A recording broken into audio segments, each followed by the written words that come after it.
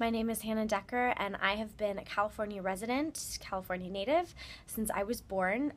I grew up mostly in Northern California, in Chico, California, and as such, I've seen the water supply over the last few years just really dwindle severely. I grew up around Lake Orville, Lake Shasta, Lake Siskiyou, and all of these just beautiful reservoirs, places of habitat for wildlife and nature, places of recreation where families go vacation, are just puddles. I've seen the farming community be completely altered and changed by nature and by climate change and by the drought, and I think just Northern Californians in general seem to have a better idea of how serious it is just because it's so visually apparent.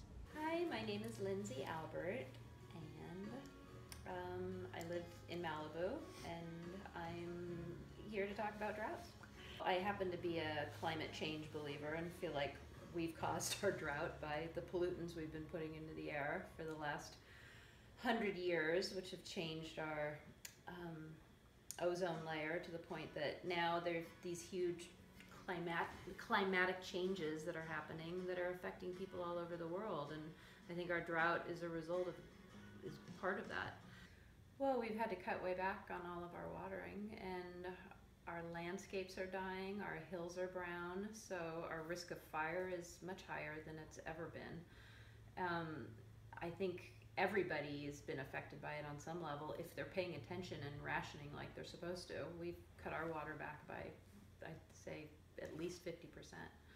Shorter showers, but it's, I think it's actually a good thing to be aware of the resources that you use. So in some ways it's been educational for people to realize that it's not an endless resource, that it's something that they have to pay attention to and how much they use. I had heard about rebate programs that were offered through the state that would pay you to replace your turf. And so we had this lawn that I had been watering for the last several, 20 years, and everybody had a lawn, and I think most people don't have lawns now. And I'd been feeling really guilty about it for the last 3 years about how much water it used. And I just thought, you know what, there's so many better ways to landscape a yard and that you don't have to have grass. So with the incentive of being paid to replace it, I looked around for the programs that I knew were actually reliable and actually did pay people, and I applied and got accepted. And so we replaced 2,500 square feet of our lawn with decomposed granite and gravel and succulents and native plants that don't take that much water, and we love it. We spend more time out there than we did before when there was grass, because we feel really good about it.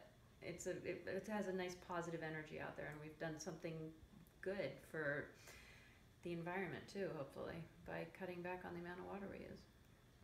I think that people could cut back a lot more than they have. Personally, I feel like we did something pretty drastic. I think a lot of people that live in this community, especially in Malibu, West LA, have a lot of money, and they're just happy to spend more on their water bill.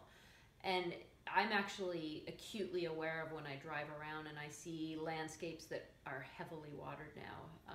I almost want to go knock on their doors and say, you guys are taking too much of this. You shouldn't, you're using too much. You're not paying attention to what they're telling us.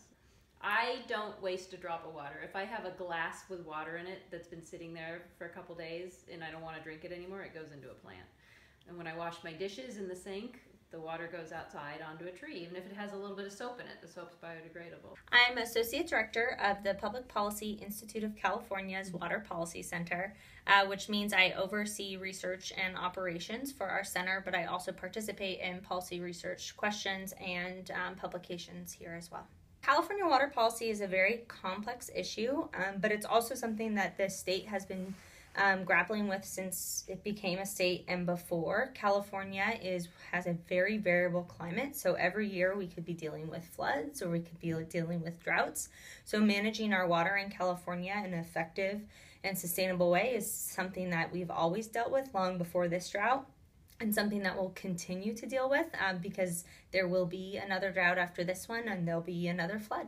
In California, water is mainly managed at the local level. So a lot of, depending on where you live, your water could come from either just right below you in the ground, or it could be brought in through like an infrastructure system or pipes from different places. So for example, I'm sitting in San Francisco right now, and our water mainly comes from the Sierra Nevadas in a reservoir known as Hetch Hetchy, so it travels a long way to get to us, whereas some cities in California don't have to look any further than a reservoir in their own backyard. If you were to look at water use in California very simply and only broke it down into 3 categories, which was water used for cities and people, water used for farms and growing our food, and water used for the environment. It could be broken up as 10% for cities and people, 40% for farms, and 50% for the environment. So in a drought year like this, and the environment takes the biggest hit because they don't have their own reservoirs, they don't have their own groundwater basins, they can't pump as much.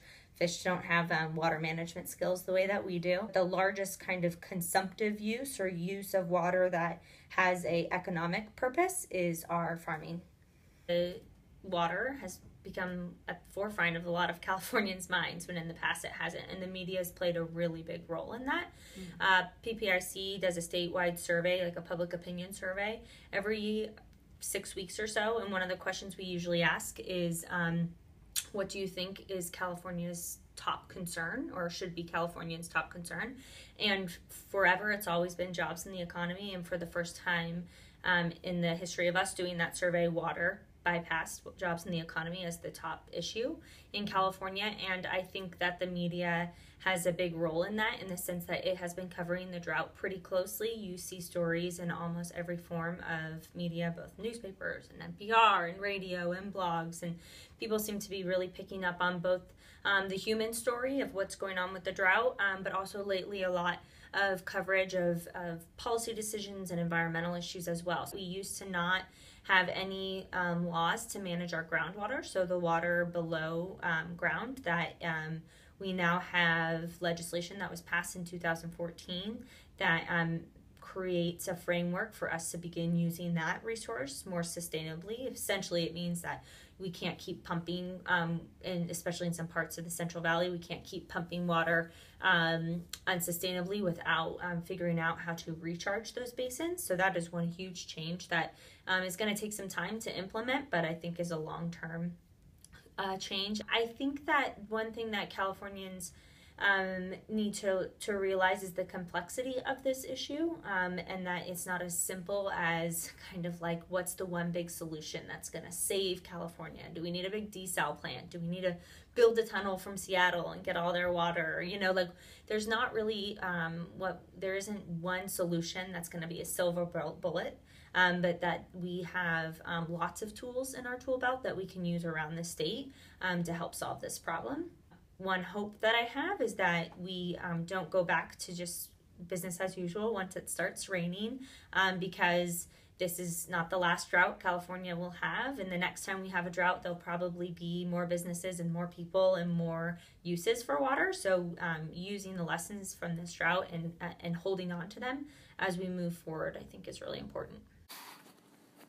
The California drought has been in effect for more than 4 years now.